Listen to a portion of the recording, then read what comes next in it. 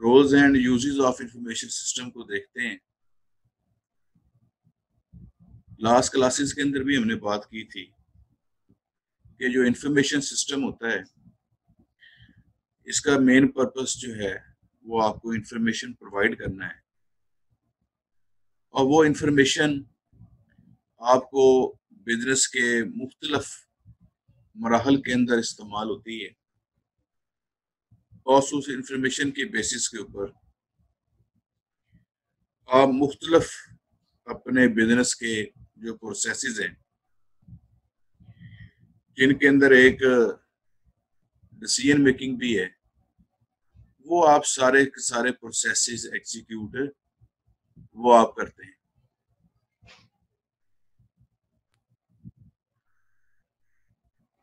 Decision making किसी भी organisation का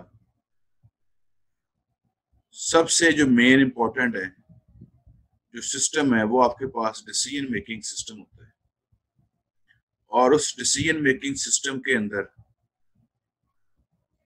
जो चीजें हैं, मेन चीजें हैं, वो हमारे पास इंफॉर्मेशन सिस्टम है।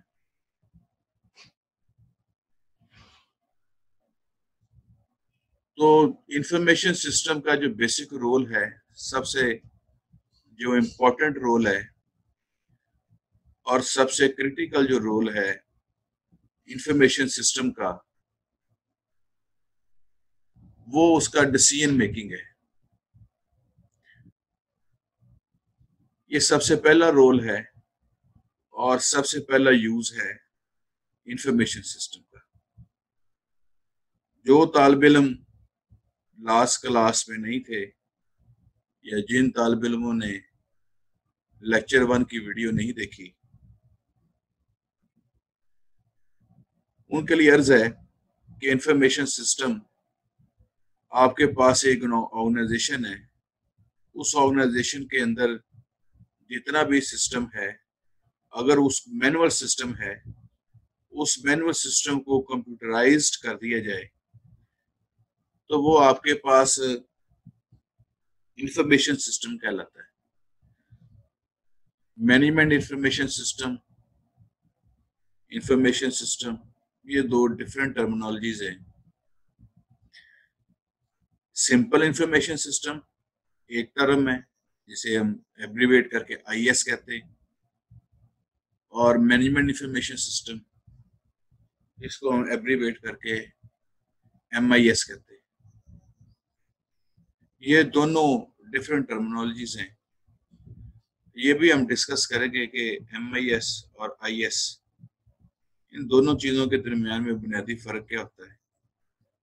बहुत स्लाइडली सा फर्क है, ये भी हम देखेंगे। तो इंफॉर्मेशन सिस्टम का जो नेक्स्ट रोल है वो आपके पास जो स्ट्रेटजीज होती हैं एक ऑर्गेनाइजेशंस के अंदर, जो पॉलिसीज बनती हैं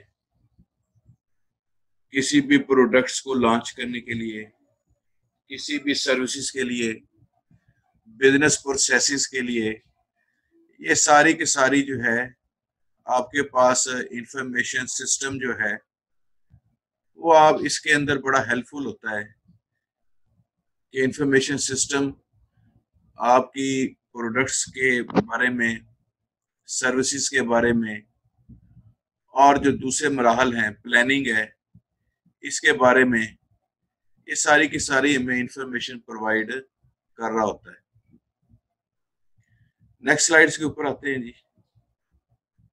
इंफॉर्मेशन सिस्टम जो है ये आपके पास नॉलेज मैनेजमेंट सिस्टम के अंदर भी इस्तेमाल होता है। Knowledge management system, decision support system, strategic management system, ये सारे के सारे सिस्टम्स हैं और ये सारे के सारे एमआईएस के अंदर आते हैं।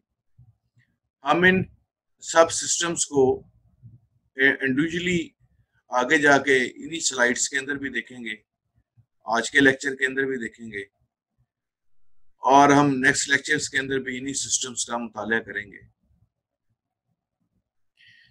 तो नॉलेज मैनेजमेंट सिस्टम होता है, इसका मेन पर्पस ये होता है, जैसे इसके नाम से जाहिर है, कि नॉलेज प्रोवाइड करना, जो बिजनेस के रिलेटेड जितने भी नॉलेज की जो चीज़ें हैं उनको डिसिमिनेट करना, एम्प्लॉयज़ को इंफॉर्मेशन प्रोवाइड करना, मैनेजमेंट को इंफॉर्मेशन प्रोवाइड करना। ये सारी की सारी चीज़ें जो हैं वो आपके पास नॉलेज मैनेजमेंट का हिस्सा है। इसके बाद जो इंफॉर्मेशन सिस्टम है वो आपके पास ऑपरेशन मैनेजमेंट के अंदर भी काम होता है। जितनी भी मैनेजरियल और ऑपरेशन एप्लीकेशंस हैं जो बिजनेस के फंक्शंस को कंट्रोल कर रही हैं, और अकाउंटिंग है, मार्केटिंग है, प्रोडक्शन है, सेल्स है, ये सारी की सारी जो ऑपरेशन रिलेटेड एक्टिविटीज होती हैं किसी ऑर्गेनाइजेशन के अंदर, वहां पर भी इंफॉर्मेशन सिस्टम इस्तेमाल किया जाता है। अगर हम आगे नेक्स्ट स्लाइड्स के अंदर देखेंगे कि टाइप्स ऑफ इंफॉर्मेशन सिस्टम, उनके अंदर सबसे जो हाईएस्ट टॉप लेवल के ऊपर जो टीयर होता है वो आपके पास एग्जेक्टिव सपोर्ट सिस्टम होता है। एग्जेक्टिव सपोर्ट सिस्टम का मेन पर्पस होता है कि जो एग्जेक्टिव लेवल के जो डिसीजंस होते हैं जो ऑर्गेनाइजेशंस के, जहां पर सिर्फ समरीज वगैरह पेश की जाती हैं, जहां पर सिर्फ ओवरव्यू दिया जाता है और डाटा कलेक्शन है, उसकी प्रोसेसिंग है, डिसीजंस हैं और आगे जो फर्दर है, वो सारी की सारी चीज़ें एग्जेक्टिव सपोर्ट सिस्टम के जो नीचे टीयर्स होते हैं ये उसके लेवल के ऊपर होती हैं। तो एक ऑर्गेनाइजेशंस के अंदर जो है सबसे जो ऊपर वाला टीयर होता है वो हमारे पास एग्जेक्टिव सपोर्ट सिस्टम होता है। और इस एग्जेक्टिव सपोर्ट सिस्टम का काम मेन जो वाइड रेंज के इंटरनल और एक्सटर्नल हैं, जितने भी डिसीजंस हैं, जितने भी स्टेक होल्डर्स को इन्वॉल्व करके डिसीजंस हैं, वो सारे इसी सिस्टम का हिस्सा है। और एग्जेक्टिव सपोर्ट सिस्टम को जो चीज़ फीड कर रही होती है information system, executive support system को भी बहुत हेल्पफुल होता है। एग्जेक्टिव सपोर्ट सिस्टम को जो मेन फीडिंग चीज़ है वो आपके पास इंफॉर्मेशन सिस्टम है। अगर आपके ऑर्गेनाइजेशंस के अंदर इंफॉर्मेशन सिस्टम बहुत अच्छे तरीके से डिप्लॉयड है और एक्यूरेट इंफॉर्मेशन और टाइमली इंफॉर्मेशन और रिलायबल इंफॉर्मेशन, क्विक इंफॉर्मेशन और वैलिड इंफॉर्मेशन, ये सारी की सारी चीज़ें आपका इंफॉर्मेशन सिस्टम प्रोवाइड कर रहा होता है, जो कि सबसे जो ऊपर टॉप के ऊपर एग्जेक्टिव लोग बैठे होते हैं उनको डिसीजन मेकिंग के अंदर काम आ रहा होता है। अब हम देखते हैं, नेक्स्ट स्लाइड की तरफ हम जाते हैं। यहाँ पर कस्टमर इंटरेक्शन है। आपके पास इंफॉर्मेशन सिस्टम जो है वो आपके पास कस्टमर इंटरेक्शन के अंदर भी काम आता है। एक हमारे पास आगे सीआरएम होता है, एक सिस्टम है, उसे हम कहते हैं कस्टमर रिलेशनशिप मैनेजमेंट, सीआरएम। इन्हीं सिस्टम्स के साथ एक और सिस्टम है, सीआरएम सिस्टम होता है। अगर आपकी ऑर्गेनाइजेशन है, अगर आपने ऑर्गेनाइजेशन के अंदर इंफॉर्मेशन सिस्टम लॉन्च किया हुआ है, उस ऑर्गेनाइजेशन के अंदर जितने भी लोग हैं वो आपके पास उनको ऑनलाइन शॉपिंग की फैसिलिटीज अवेलेबल हैं, आपके कस्टमर्स को ऑनलाइन पेमेंट्स की फैसिलिटीज अवेलेबल हैं, आपके कस्टमर्स किसी टाइम भी अपना स्टेटस चेक कर सकते हैं, अपनी शिपमेंट्स के स्टेटस चेक कर सकते हैं। तो ये इंफॉर्मेशन सिस्टम जो है आपके कस्टमर्स को इंक्रीज करने के लिए, इनके साथ इंटरेक्ट करने के लिए और इनके साथ कम्युनिकेशन करने के अंदर भी बहुत ज़्यादा इस्तेमाल होता है। ठीक, एक बैंक है, उसने एटीएम मशीन वगैरह लगाई है। ये एटीएम मशीन जो है, आपके पास एक इंफॉर्मेशन सिस्टम है। कस्टमर्स को जरूरत नहीं है कि वो जाके चेक दें, वो जाके एटीएम मशीन को यूज कर सकते हैं।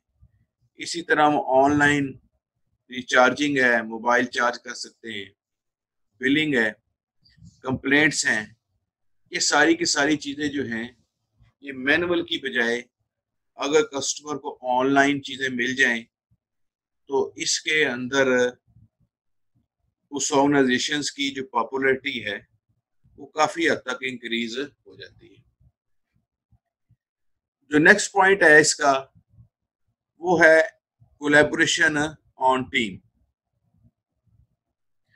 कोलैबोरेशन ऑन टीम से क्या मुराद है कि एक ऑर्गेनाइजेशन है, उसके अंदर अगर इंफॉर्मेशन सिस्टम लॉन्च है तो उस इंफॉर्मेशन सिस्टम को यूज करते हुए एक ऑर्गेनाइजेशन के अंदर जितने भी कोलैबोरेटर हैं, जितने भी लोग उस ऑर्गेनाइजेशन के अंदर काम कर रहे हैं, वो सारे के सारे आपस के अंदर एक दूसरे के साथ बहुत टाइमली, बहुत फास्टली, बहुत रिलायबली, बहुत ज्यादा क्विकली वो एक दूसरे के साथ क्या कर सकते हैं, गुफ्तगू कर सकते हैं, इंफॉर्मेशन और डाटे को एक्सचेंज कर सकते हैं।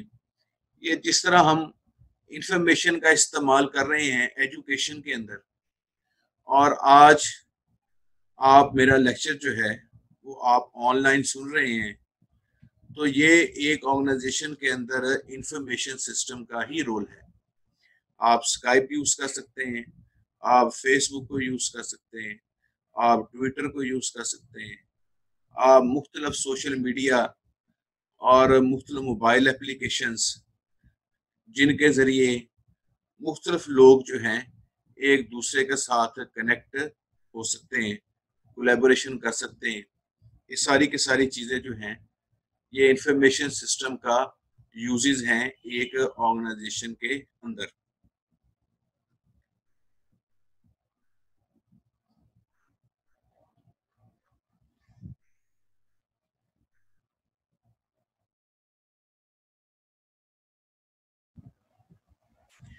नेक्स्ट स्लाइड है, ये भी आपके कोर्स के अंदर एक टॉपिक है कि challenges of the information system. एक इंफॉर्मेशन सिस्टम, यहाँ पर पीछे हमने उसके रोल्स एंड यूजेस देखे। एक ऑर्गेनाइजेशन के अंदर अगर आप इंफॉर्मेशन सिस्टम एक ऑर्गेनाइजेशन के अंदर आप इंट्रोड्यूस कराते हैं तो उसके यूजेस भी देखे हैं, उसका रोल भी देखा है। लेकिन हर सिस्टम है, ये हर चीज है, उसको कोई ना कोई चैलेंजेस जरूर दरकार है। वो जो चैलेंजेस हैं एक ऑर्गेनाइजेशन के अंदर एक इंफॉर्मेशन सिस्टम को, वो हम देखते हैं इस स्लाइड के अंदर। वो कौन से? कुछ टेक्निकल बैरियर्स होते हैं।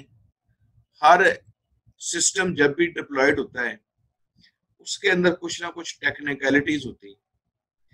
बस टेक्निकलिटीज के अंदर मैं आपको दो इश्यूज बताता हूँ। वो एक आपके पास सिक्योरिटी है और एक आपके पास प्राइवेसी है। जितना हम चीज़ों को, गैजेट्स को यूज करते हैं और जितना हम इक्विपमेंट्स के ऊपर रिलाई करते हैं, इतनी हमारी प्राइवेसी भी और सिक्योरिटी भी कंप्रोमाइज होने का खदशात होते हैं। जाहिर बात है, जब आप इंफॉर्मेशन सिस्टम को यूज करेंगे, आप ऑनलाइन पे जाएंगे, तो आपकी चीजें जो है वो ऑनलाइन होने की वजह से दूसरे लोग भी उसको एक्सेस कर सकते हैं। जब दूसरे लोग उसको एक्सेस कर सकते हैं तो वो आपकी चीजें कंप्रोमाइज होने के, एक्सप्लॉइट होने के वो बहुत ज्यादा चांसेस होते हैं। इसी तरह टेक्निकल बैरियर्स के अंदर जो है आपके पास वेंडर लॉक इन होता है। इसका मतलब ये होता है कि अगर आप अपना डाटा या अपनी इंफॉर्मेशन या अपने प्राइवेट डॉक्यूमेंट्स या आप कोई अपनी और प्राइवेट चीजें आप वेब के ऊपर रखते हैं, तो वो जो जिस ऑर्गेनाइजेशन की आपने सर्विसेज हायर की हैं, उस ऑर्गेनाइजेशन के पास पूरा का पूरा कंट्रोल होता है कि वो आपकी चीजों को देख सके।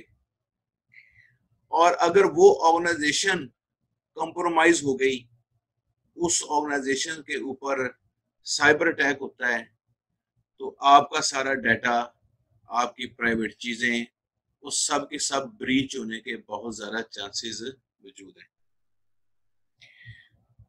एक चीज होती है वेंडर लॉक इन होती है। वेंडर लॉक इन से मुराद ये होती है कि आप अगर एक वेंडर को यूज कर रहे हैं और उसी वेंडर को यूज करते हुए आपने अपना जीबीएस के हिसाब से डाटा आपने अपलोड किया हुआ है, आपके बैकअप्स लगे हुए हैं, तो फिर आप उसी वेंडर के डिपेंडेंट हो जाते हैं। और अगर आपने कोई भी चीज सेल करनी, आपने कोई भी चीज परचेज करनी है, आप उसी से करेंगे। आप अपना डाटा वहां से शिफ्ट नहीं कर सकते। अगर डाटा उस फॉर्मेट के अंदर होता है कि वो उसी वेंडर के पास जो, या उस वेंडर की जो एप्लीकेशन है, वो उसी वेंडर की एप्लीकेशन के अंदर ही डाटा ओपन होता है, और किसी भी एप्लीकेशन के अंदर वो डाटा ओपन नहीं होता। वो फाइल की एक्सटेंशन किसी और प्रोग्राम में ओपन नहीं हो सकती। तो ये टेक्निकल बैरियर्स होते हैं इंफॉर्मेशन सिस्टम के। अगर आप स्काइप की सर्विस यूज कर रहे हैं, जैसे हम जूम की सर्विस यूज कर रहे हैं, तो हम जूम के ऊपर डिपेंडेंट है इसके अंदर। अच्छा, रेगुलेशंस एंड टैरिफ्स हैं। जाहिर बात, जब आप आईटी पे जाएंगे तो आप जो ऑर्गेनाइजेशंस हैं उनके कुछ जिनकी सर्विसेज हायर करेंगे या जिनकी प्रोडक्ट्स को आप यूज करेंगे, तो उनके कुछ ना कुछ रेगुलेशंस होते हैं, उनके टैरिफ्स होते हैं, आप उन्हीं के हिसाब से डिपेंडेंट होते हैं। तो ये भी आपके पास इंफॉर्मेशन सिस्टम के चैलेंजेस हैं। इलेक्ट्रॉनिक पेमेंट एंड मैकेनिज्म, जाहिर बात है आजकल सबसे ज्यादा दौर जो है वो आपके पास ई कॉमर्स का है। ई कॉमर्स के ऊपर हम सेपरेट लेक्चर करेंगे, जिसके अंदर हम ई कॉमर्स को डिस्कस करेंगे, इसके चैलेंजेस को भी डिस्कस करेंगे। ई कॉमर्स के अंदर सबसे जो जो बैरियर है वो आपके पास इलेक्ट्रॉनिक पेमेंट का है कि आपके क्रेडिट कार्ड है या डेबिट कार्ड है या कोई और लॉगिन है, पासवर्ड है, वो अगर आप कोई पेमेंट करते हैं और उनकी वेबसाइट पे जाके आप अपनी इंफॉर्मेशन देते हैं पेमेंट करने के लिए, तो वहां से आपकी जो है इंफॉर्मेशन कॉम्प्रोमाइज ना हो जाए। अगर आपकी इंफॉर्मेशन, आपका क्रेडिट कार्ड, आपका डेबिट कार्ड, कोई ऐसी इंफॉर्मेशन अगर आपकी कॉम्प्रोमाइज होती है, तो इसके अंदर फिर आपके पास काफी ज्यादा मसाइल के चांसेस बहुत ज्यादा मौजूद हैं इसके अंदर। जब आप इंफॉर्मेशन सिस्टम यूज करते हैं, आप इंटरनेशनली चल रहे होते हैं, तो डिफरेंट लैंग्वेजेस होती हैं और डिफरेंट कल्चर्स होते हैं। इंफॉर्मेशन सिस्टम जो है वो उन कल्चर्स के हिसाब से डेवलप किए जाते हैं। तो हर ऑर्गेनाइजेशन का एक अलग कल्चर होता है। मुख्तलिफ लोग मुख्तलिफ प्रोडक्ट्स डेवलप करवाते हैं, कंप्यूटराइज करवाते हैं, और वो अपने कल्चर और अपने लैंग्वेजेस या मुख्तलिफ चीज़ों को यूज़ करते हुए वो चीज़ें बनवाते हैं। आप उनको यूज़ नहीं कर सकते क्योंकि वो आपके हिसाब से वो एग्जैक्टली नहीं होती। इंफॉर्मेशन सिस्टम के अंदर इकोनॉमिक एंड पॉलिटिकल कंसिडरेशंस भी होती हैं। आपके पास ये भी चैलेंजेस आपके पास एक इंफॉर्मेशन सिस्टम के अंदर आते हैं। इंफॉर्मेशन सिस्टम के अंदर डिफरेंट मेजरमेंट स्टैंडर्ड्स होते हैं, ये भी हम इनको भी देखेंगे। और आपके पास लीगल बैरियर्स भी होते हैं। ये लीगल बैरियर्स ज्यादा हम डिटेल से स्टडी करेंगे इसमें ई कॉमर्स में जाके। इसके अंदर अगर आप पेमेंट करते हैं तो दूसरी साइड के ऊपर जो पार्टी है वो आपको बहुत ज़्यादा, वेबसाइट पे जाते हैं जब चीज़ें परचेज करते हैं, वो आप तो एक्सेप्ट कर लेते हैं। उस एग्रीमेंट में ये भी लिखा होता है कि अगर आपको ये इस एग्रीमेंट, ये जो प्रोडक्ट ले रहे हैं आप, इसके अंदर कोई इशू आता है, तो अगर आपने इसके लिए लीगल रेमेडी वेल करनी है तो आपको अमेरिका या जिस कंट्री की वो ऑर्गेनाइजेशन होती है वो कहते हैं जी कि आप इस कंट्री में जाके आपको सिविल सूट करना पड़ेगा। अब आप पाकिस्तान में बैठे हैं तो आपके पास सबसे बड़ा लीगल बैरियर ये है कि अगर वो कंपनी और आपकी बात नहीं मानती, आप ऑनलाइन चीज परचेज करते हैं, वो चीज ठीक नहीं आती और आपने उसकी पेमेंट कर दी है और वो कंपनी आपको रिप्लेसमेंट देने को तैयार नहीं है, तो उस केस के अंदर अगर आप उसके खिलाफ कोई लीगल रेमेडी लेना चाहते हैं तो then where you will go, आप कहाँ पे जाएंगे? आपको उसके मुल्क के अंदर जाके वहां पर आपको कोई लीगल काउंसिल हायर करना पड़ेगा और वहां पे जाके आपको लीगल रेमेडी अवेल करनी पड़ेगी। तो ये आपके पास अगला इशू है, ये भी इश्यूज हैं इसके अंदर इंफॉर्मेशन सिस्टम के अंदर। आपके कोर्स आउटलाइन के अंदर एक टॉपिक है, MIS कैरियर है कि MIS का जो सब्जेक्ट है इसकी क्या अपॉर्चुनिटीज है। इसको हम देखते हैं, इस टॉपिक को। इसके अंदर हमने डिटेल के अंदर डिस्कशन करेंगे इस टॉपिक के अंदर।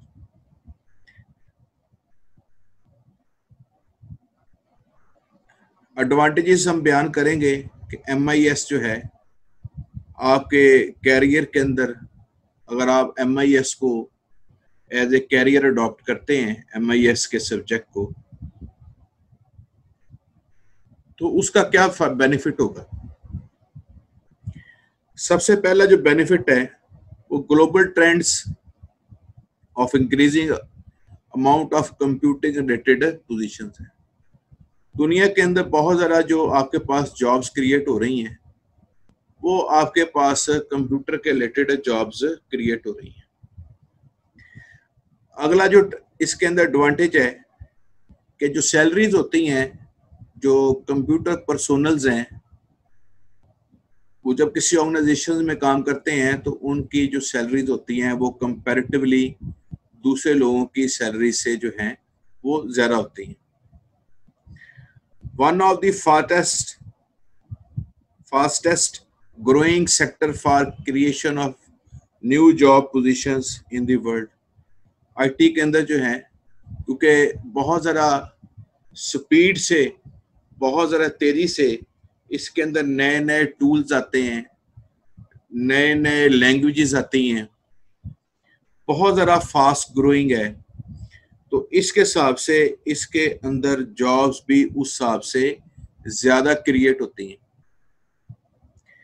अगर आप MIS को लेके चलते हैं तो ability to work in many different industries.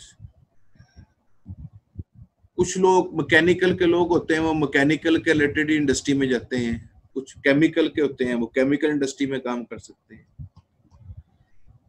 तो आपके पास जो IT के लोग होते हैं वो एक से ज्यादा इंडस्ट्री के अंदर, डिफरेंट टाइप्स की इंडस्ट्री के अंदर, हर किस्म की इंडस्ट्री के अंदर वो MIS के लोग अपनी सर्विसेज दे सकते हैं। Open doors to multi types of jobs, many of them high level. आप मुख्तलिफ किस्म की जॉब्स कर सकते हैं। वो नेक्स्ट स्लाइड्स के अंदर देखते हैं कि हम कौन कौन सी तरह की जॉब्स इसके अंदर परफॉर्म कर सकते हैं। तो आपके पास डिफरेंट टाइप्स की जॉब्स की ऑप्शंस होती हैं। Give you the skill and training with new technology to ensure your job skills are in demand in the workplace and are not outdated। MIS के अंदर आपको बहुत ज़्यादा, जैसे अभी मैंने बयान किया आपको, कि आपको बहुत ज़्यादा केयरफुल, आपको अपडेट रहना पड़ता है। आपको अपने आप को जितनी भी नई चीज़ें आ रही हैं उनके हिसाब से आपको ट्रेन करना पड़ता है अपने आप को। अपडेट्स के साथ आप खुद भी अपडेट रहते हैं। जो न्यूज़ हैं IT के रिलेटेड वो सब आप उनको देख रहे होते हैं। तो इसके साथ आप आउटडेट नहीं होते, आप अपडेट रहते हैं, आपकी स्किल्स अपडेट रहती हैं और इसकी वजह से आपकी डिमांड के अंदर भी इजाफा होता रहता है। तो ये MIS के as a career, as a major, अगर आप MIS को अपना कैरियर बनाते हैं तो ये उसके एडवांटेजेस आपके पास मौजूद हैं। अब हम चलते हैं नेक्स्ट स्लाइड की तरफ। ये जैसे कि हमने लास्ट स्लाइड में डिस्कस किया, कैरियर अपॉर्चुनिटीज इन MIS। अगर आप MIS को एज ए कैरियर अपनाते हैं तो आपके पास किस किस तरह की जॉब्स आपके पास आ सकती हैं। बिजनेस एनालिस्ट, ये भी आप जॉब को ले सकते हैं। सिस्टम एनालिस्ट होता है जो एक ऑर्गेनाइजेशन के अंदर जब भी नया सिस्टम डिप्लॉय होता है, जब भी नया सिस्टम लगता है, तो एक सिस्टम एनालिस्ट होता है जो कि उस सिस्टम को, मैनुअल सिस्टम को, वो उसको स्टडी करता है और उसको नए सिस्टम के अंदर डालने के लिए जो फाइनल अथॉरिटी होती है, जो फाइनल अप्रूवल होती है, वो आपके पास सिस्टम एनालिस्ट की होती है। और ये सिस्टम एनालिस्ट की जॉब जो है हर सॉफ्टवेयर हाउस के अंदर होती है।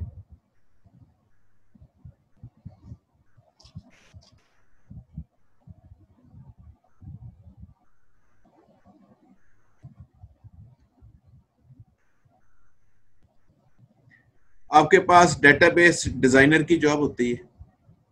डेटाबेस, ये भी हम आगे जाके स्टडी करेंगे। तो जो MIS के लोग होते हैं ये डेटाबेस भी डिजाइन करते हैं, और डेटाबेस डिजाइनर की भी जॉब आपके पास इंडस्ट्री के अंदर भी होती है, सॉफ्टवेयर हाउस के अंदर भी होती है। आपके पास हर मल्टीनेशनल जो कंपनीज होती हैं उनके उसके अंदर डेटाबेस डिजाइनर की, डेटाबेस डेवलपर की, ये सारी की सारी, डेटाबेस एडमिनिस्ट्रेटर की ये जॉब्स होती हैं। ये डेटाबेस एडमिनिस्ट्रेटर है जो कि अब एक ऑर्गेनाइजेशन के अंदर जब डेटाबेस डिप्लॉयड होती है तो उसको ये एडमिनिस्ट्रेट करता है, ये उसको मेंटेन करता है, ये उसको अपडेट करता है, ये उसके अंदर जो नए फीचर्स हैं और जो पुरानी रिडंडेंट चीज़ें हैं ये उसको ठीक करता है, और एक डेटाबेस के अंदर जो सिक्योरिटी है और प्राइवेसी है ये भी उसको मेंटेन करता है। MIS का कैरियर अपनाएंगे तो आपको सिक्योरिटी अफसर की भी जॉब मिल सकती है। यहाँ पर कंप्लीट वर्ड इंफॉर्मेशन सिक्योरिटी अफसर लिखना चाहिए, तो ये आप इसको इंफॉर्मेशन सिक्योरिटी अफसर इसको रीड करें, और आप इसको इंफॉर्मेशन सिक्योरिटी जो अफसर होता है, एक ऑर्गेनाइजेशन के अंदर जितनी भी सिक्योरिटी है वो एक इंफॉर्मेशन सिक्योरिटी अफसर ही मेंटेन करता है। ये नेटवर्क एडमिनिस्ट्रेटर की जॉब है, ये भी हर ऑर्गेनाइजेशन के अंदर एक नेटवर्क एडमिनिस्ट्रेटर की जॉब होती है। आपके पास प्रोजेक्ट मैनेजर की जॉब भी मिल सकती है आपको किसी भी सॉफ्टवेयर के अंदर, किसी भी इंडस्ट्री के अंदर। और इवन जो है आप CIO, चीफ इंफॉर्मेशन अफसर, ये CIO है, चीफ इंफॉर्मेशन ऑफिसर। तो ये आपके पास कुछ मैंने यहाँ पर बयान की हैं, 9, 8, 9 हैं, लेकिन इसके अलावा बहुत ज़्यादा डेजिग्नेशंस हैं जो आपको, अगर MIS एज ए कैरियर लेके चलते हैं तो आपको वो सारे के सारे डेजिग्नेशन ऑफर हो सकते हैं। अब हम चलते हैं अगली स्लाइड की जानब।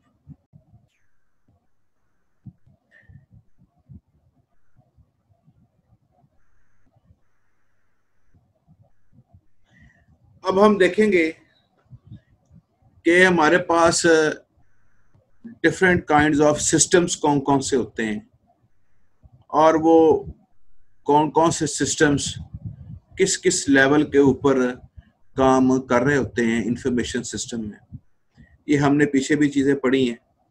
ऑपरेशन लेवल के ऊपर भी इंफॉर्मेशन सिस्टम होता है, और इसका काम होता है कि एक ऑर्गेनाइजेशन के अंदर जितनी भी ट्रांजैक्शंस हो रही हैं उन सारी ट्रांजैक्शंस को मॉनिटर करना और उनके फ्लो को कंट्रोल करना, ये सारे का सारा जो है आपके पास ऑपरेशन लेवल के ऊपर ये एक्टिविटीज हो रही होती हैं। नॉलेज लेवल के ऊपर भी आपके पास सिस्टम होता है जिसका काम होता है कि वर्कर्स के दरमियान में जो नॉलेज है उसको डिसिमिनेट करना, मैनेजमेंट को नॉलेज देना, मुख्तलिफ जो आपके ऑर्गेनाइजेशंस के टीयर्स हैं उनके दरमियान में नॉलेज को एक्सचेंज करना, ये भी आपके पास सिस्टम होता है। मैनेजमेंट लेवल के ऊपर भी सिस्टम होता है।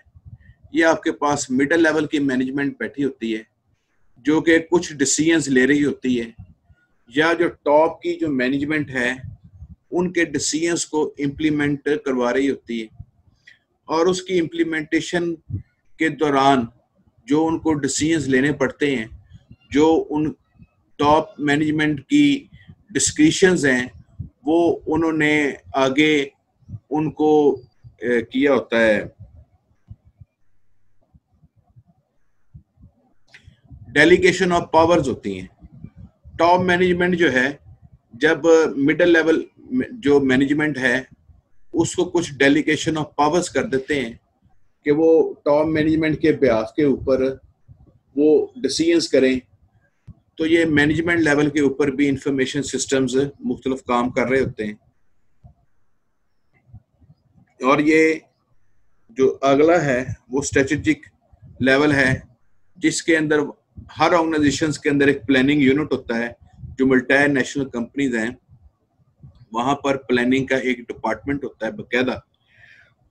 गवर्नमेंट के भी प्लानिंग के डिपार्टमेंट्स होते हैं, और जो प्राइवेट ऑर्गेनाइजेशंस हैं उनके भी प्लानिंग के डिपार्टमेंट्स हैं, जो कि आपके बजट्स के रिलेटेड, आपकी नई स्कीम्स के रिलेटेड, आपकी नई प्रोडक्ट्स के रिलेटेड, और मार्केटिंग के रिलेटेड, और मुख्तलिफ किस्म की जो ऑर्गेनाइजेशंस के अंदर जो ग्रोथ होती है उसके रिलेटेड जितनी भी प्लानिंग्स हैं वो सारी के सारी स्ट्रेटेजिक लेवल के ऊपर होती हैं। और टॉप मैनेजमेंट इसके अंदर बैठती है, सीनियर मैनेजमेंट इसके अंदर इन्वॉल्व होती है। तो ये आपके पास डिफरेंट काइंड्स ऑफ सिस्टम्स हैं, और ये इन लेवल के ऊपर सिस्टम्स एक ऑर्गेनाइजेशंस के अंदर ऑपरेट कर रहे होते हैं। अब हम बढ़ते हैं अगली स्लाइड की जानब। 6 major types of systems. System की जो 6 मेजर टाइप्स हैं वो कौन कौन सी हैं, ये हम इन हर टाइप को डिटेल में डिस्कस करेंगे। इस स्लाइड के अंदर हम जस्ट बर्ड व्यू करेंगे इसका। 6 major types of the systems. सबसे जो टॉप मैनेजमेंट के ऊपर है वो आपके पास एग्जीक्यूटिव सपोर्ट सिस्टम है, ये भी हम डिस्कस कर चुके हैं। आपके पास एक MIS होता है एक ऑर्गेनाइजेशन के अंदर, ये भी सेपरेट सिस्टम है एक। आपके पास डिसीजन सपोर्ट सिस्टम है, इसको भी हम डिटेल में डिस्कस करेंगे। ये भी टर्म आप इससे फेमिलियर हो चुके हैं। नॉलेज वर्क सिस्टम है KWS, जिसका काम होता है कि नॉलेज को डिसेमिनेट करना। आपके पास ये ऑफिस में ऑटोमेशन सिस्टम है।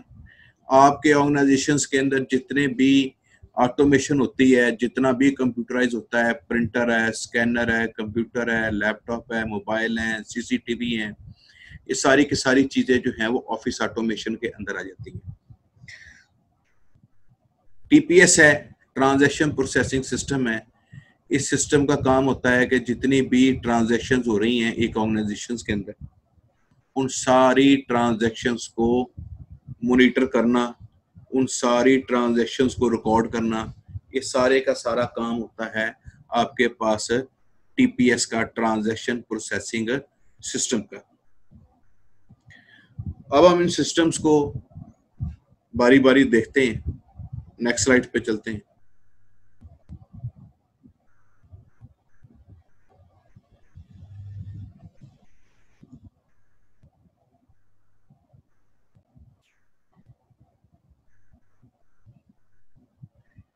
इस स्लाइड के अंदर आपके पास ये मुख्तलिफ सिस्टम्स दिए हैं। यही पिरामिड हर जगह पे यूज होती है। ये आपके पास TPS है, सबसे जो एंड का जो टीयर होता है, सबसे जो बिलो टीयर होता है, जहां पर आपके पास एम्प्लॉयज जो हैं रिकॉर्ड कीपिंग कर रहे होते हैं।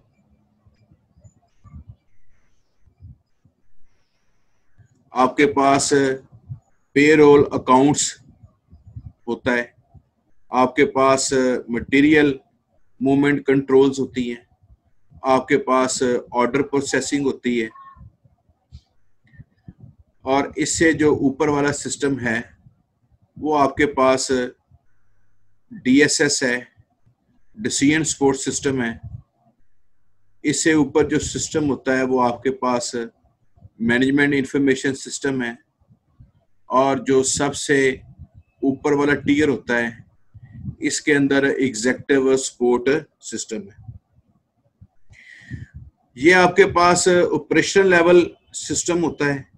यहाँ पर जो TPS है, TPS का मेन पर्पस होता है कि जितनी भी ऑर्गेनाइजेशंस के अंदर ऑपरेशंस हैं, इन सारे ऑपरेशंस को जो कंट्रोल करना है वो सारे का सारा TPS का काम है। इससे ऊपर लेवल पे चलते हैं, वो आपके पास मैनेजमेंट लेवल सिस्टम है। वो आपके पास एक ऑर्गेनाइजेशन के अंदर जितना भी मैनेजमेंट का काम है, ये कीप इन माइंड कि ये जो आपके पास मैनेजमेंट लेवल सिस्टम है ये मिडिल लेवल मैनेजमेंट है। यहाँ पर टॉप लेवल मैनेजमेंट नहीं है। ये आपके पास मिडिल लेवल लैंग्वेज, आपके पास मिडिल लेवल, आपके पास मैनेजमेंट यहाँ पर मौजूद है। सबसे ऊपर जो है वो आपके पास स्ट्रेटेजिक लेवल सिस्टम होता है। इसके ऊपर आपके पास एग्जीक्यूटिव सपोर्ट सिस्टम है, ये आपके पास इस जगह पर काम कर रहा होता है। तो ये आपके पास सिस्टम है।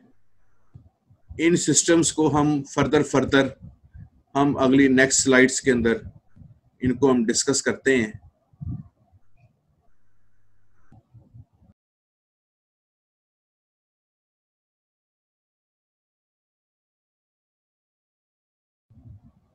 जैसे हमने पिछली स्लाइड के अंदर देखा है कि आपके पास TPS होता है, ट्रांजैक्शन प्रोसेसिंग सिस्टम। ये सबसे एंड के ऊपर आपके पास टीयर के ऊपर आपको नजर आ रहा है। ये ट्रांजैक्शन प्रोसेसिंग सिस्टम आपको नजर आ रहा है, जिसके अंदर एम्प्लॉयज जो हैं रिकॉर्ड कीपिंग का काम करते हैं। जितनी भी पे रोल, अकाउंट्स और पेएबल जितने भी मैटर हैं अकाउंट्स के रिलेटेड, वो सारे के सारे TPS के साथ मुंसलिक होते हैं। मटेरियल मूवमेंट है, कंट्रोल है। एक ऑर्गेनाइजेशन के अंदर जितना भी मटेरियल एक डिपार्टमेंट से दूसरे डिपार्टमेंट के अंदर जितना भी मैन्युफैक्चरिंग के रिलेटेड या दूसरा मटेरियल जो मूव हो रहा है, उनकी रिकॉर्डिंग, उस मटेरियल की जो मूवमेंट है और जो प्रोडक्ट्स बन रही हैं वो सारी की सारी TPS के अंदर ही आती हैं। ये ट्रांजैक्शंस होती हैं, दो तरह की ट्रांजैक्शन होती है। एक फाइनेंशियल ट्रांजैक्शन होती हैं और एक नॉन फाइनेंशियल ट्रांजैक्शन होती हैं। फाइनेंशियल ट्रांजैक्शंस के अंदर ऑब्वियसली वो सारी चीजें आ जाती हैं जिनके अंदर कोई फाइनेंशियल चीजें इन्वॉल्व होती हैं। नॉन फाइनेंशियल ट्रांजैक्शंस वो होती हैं जिनके अंदर कोई फाइनेंशियल चीजें इन्वॉल्व नहीं होती। मसलन एक आप अकाउंट क्रिएट करते हैं कस्टमर का, अपने सिस्टम के अंदर एक आप कस्टमर का अकाउंट क्रिएट करते हैं, तो ऐसी जो ट्रांजैक्शन होगी जिसके अंदर आपने एक कस्टमर का अकाउंट क्रिएट किया है या आपने कस्टमर का अकाउंट डिलीट कर दिया है, तो ऐसी जो ट्रांजैक्शन होगी वो आपके पास नॉन फाइनेंशियल होगी। ट्रांजैक्शन क्या होती है? ट्रांजैक्शन एक सिस्टम के अंदर जितनी भी एंट्रीज होती हैं, जितनी भी जो भी एक्शन होगा, जो भी मूवमेंट होगी, वो आपके पास ट्रांजैक्शन प्रोसेसिंग सिस्टम के अंदर आएगी। वो आपके पास ट्रांजैक्शन कहलाएगी। जो भी मूवमेंट होगी, जो भी एंट्री होगी, वो फाइनेंशियल एंट्री हो, वो भला नॉन फाइनेंशियल एंट्री हो, वो आपके पास TPS के अंदर वो आपके पास आएगी।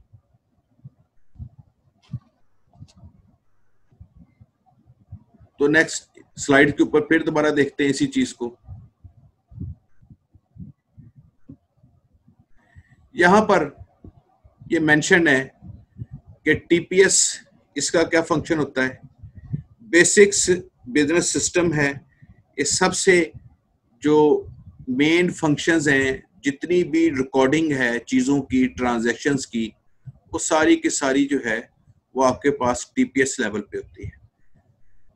Serves operation level, TPS level, TPS के ऊपर जितनी भी एक्टिविटीज आ रही होती हैं वो सारी की सारी एक्टिविटीज जो ऊपर ऑपरेशन लेवल होता है, टीपीएस से जो ऊपर वाला लेवल है वो ऑपरेशन लेवल है।